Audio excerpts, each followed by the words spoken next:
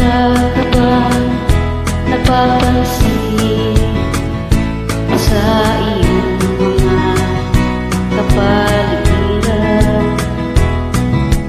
Kahit hindi na ng hangin, pati na ang mga ilog natin.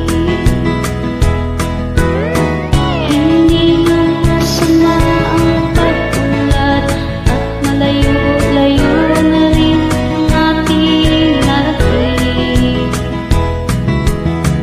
Ngunit masdan mo ang tubig sa dagat, dati kulay asul, ngayon'y nag-iitim. Ang mga duming ating ikinala sa hangin, sa lalim huwag na natin paabutin. Upang kung tayo'y pumanaw